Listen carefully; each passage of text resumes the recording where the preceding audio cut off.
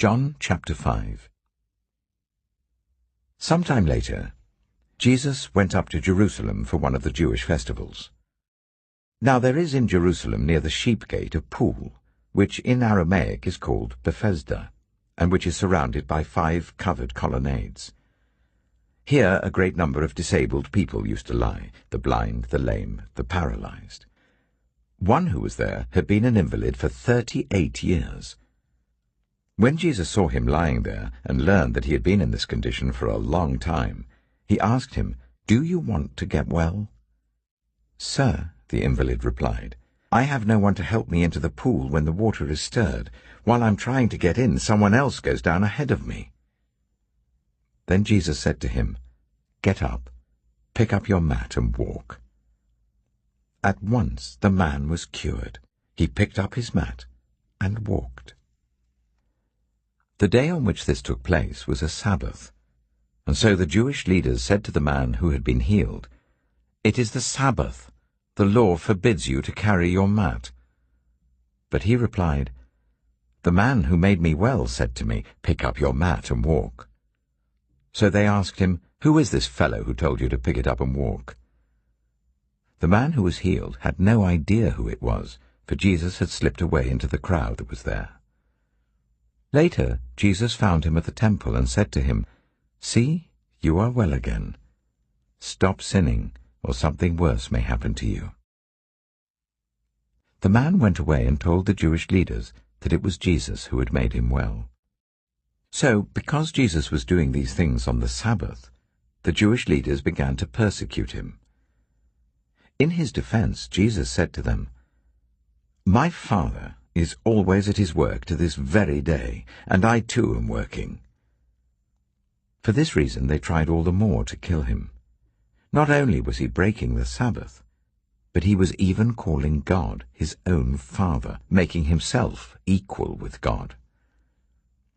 Jesus gave them this answer, "Very truly I tell you, the Son can do nothing by himself. He can only do what he sees his Father doing, because whatever the Father does, the Son also does. For the Father loves the Son, and shows him all he does.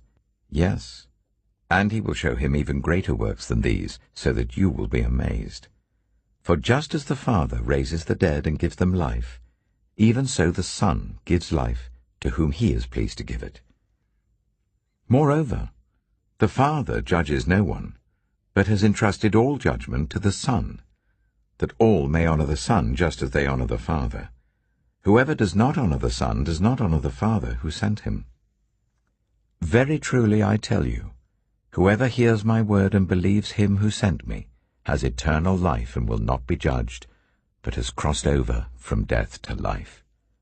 Very truly I tell you, a time is coming and has now come, when the dead will hear the voice of the Son of God, and those who hear will live. For as the Father has life in himself, so he has granted the Son also to have life in himself. And he has given him authority to judge, because he is the Son of Man.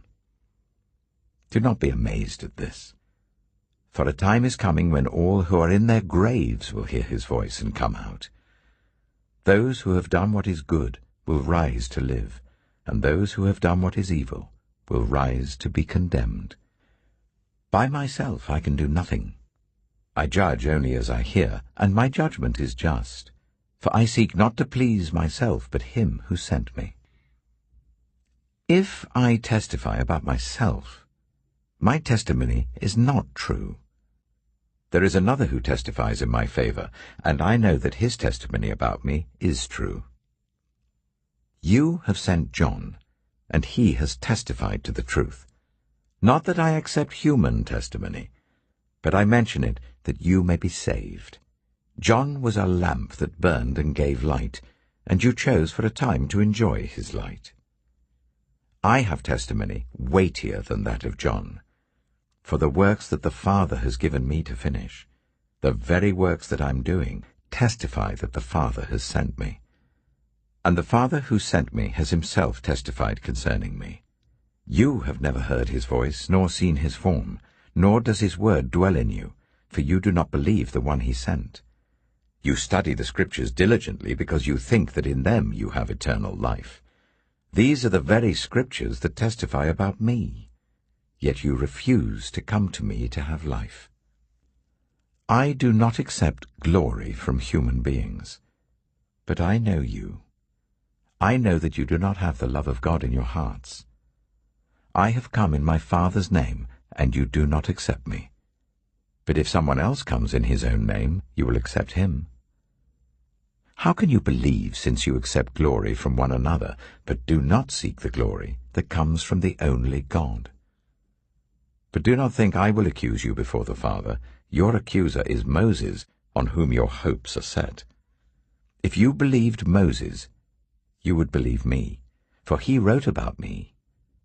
But since you do not believe what he wrote, how are you going to believe what I say?